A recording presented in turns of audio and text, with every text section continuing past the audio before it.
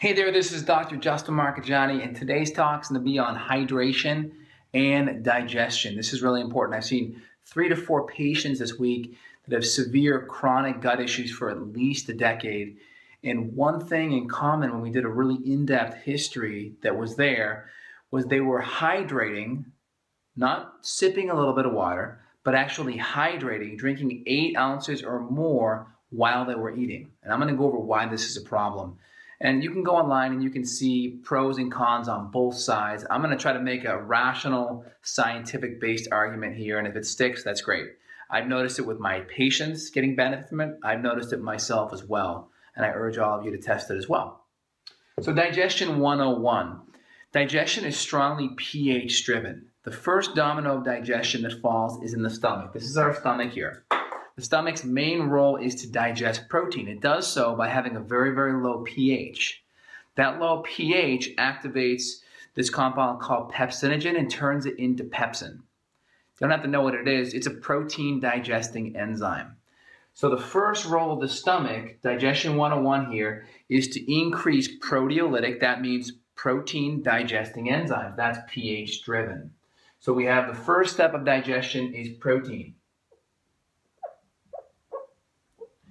Now, as this chyme is the mixed up bolus of food that's kind of looks like slop, if you will, once it's all mixed up. Kind of take your food, throw it in the blender, add some HCl. That's what chyme looks like. Imagine that chyme being released now into the small intestine. So your small intestine would be right here.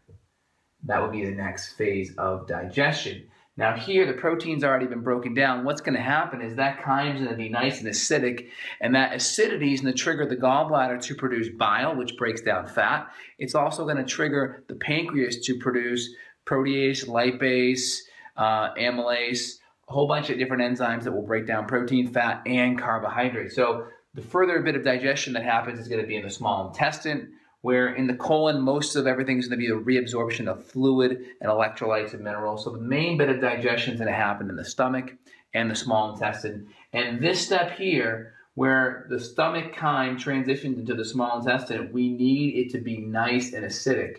If we don't have it acidic here, we're not going to get the adequate stimulation from our gallbladder and from our pancreas to produce bile salts, which emulsify fat, and to produce pancreatic enzymes to help further break down protein, fat, and carbohydrate. So let's kind of break down the whole situation if we add water into it. So our gut, according to guidance physiology, should be around 2, 2.5, right in that area regarding the pH. Now, if we add a pH of 7, which is the pH of water, watch what happens. And it's all size driven. So if we have an ounce or 2 of water, it's not going to be a big deal. But if we do that with 8, 10, 12 ounces of water, we're going to significantly raise that pH somewhere in the middle, probably around 4 to 4.5. So if we raise the pH to 4.5, that's going to significantly impair these protein digesting enzymes. So we're not going to get the beneficial breakdown of protein that we would normally get in the stomach with a lower pH. Really simple. Have a big meal tonight. Go drink 8 to 16 ounces of water right with your meal, right after your meal. One of the first things you're going to notice when we have indigestion occurring in the stomach is we're going to have burping, and you're going to be able to almost like taste your meal when you burp it up. You shouldn't be burping. That's one of the first signs that you have. Now, if you're going to hydrate, the best way to hydrate will be 10 to 15 minutes before you eat. Then the fluid can be taken up by your body. It's not going to sit in your intestinal tract, and your body can actually use that hydration to create digestive fluids. So we don't want to impact our enzymes by taking in something that's a pH of 7, having it factor in with 2, and then create a pH of roughly around 4.5. This is just my rough estimates. But what that's doing is that's stopping the protein digestion that would normally be occurring in the stomach. Again, which if we kind of break everything down further down the road here, small intestine is now affected because we don't have that acidic chyme release, which affects pancreas and gallbladder production. So in chronic gut conditions, we already have an impaired digestive tract. A lot of times we have a thinning in the digestive lining in the stomach, Imagine a lining that comes right around the whole entire intestinal tract, like so. I'll just do half of it so you can see. This stomach lining, as it gets worn down, as it gets worn just slightly, that's called atrophic gastritis. So now when you have hydrochloric acid levels that are there, or now when you start taking in food, we start developing little bits of inflammation. And as that HCl becomes lower, we start to become prone to infections, because HCl, kind of think of it as like bleach on your countertop.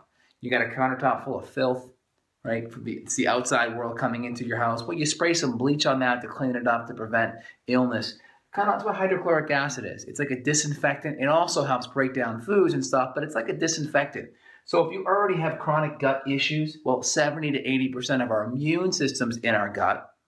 Our ability to have adequate acid is going to be lower because our mucosal lining is already thin. So most of the time, people that have chronic gut issues are already on Prilosec or omeprazole or Nexium, some type of proton pump inhibitor. So they already have impaired digestion. If you start having them hydrate 8 ounces of water or more during your meal, that's going to disrupt pH and disrupt enzymes. So if you're going to drink 10 to 15 minutes before your meal, hydrate.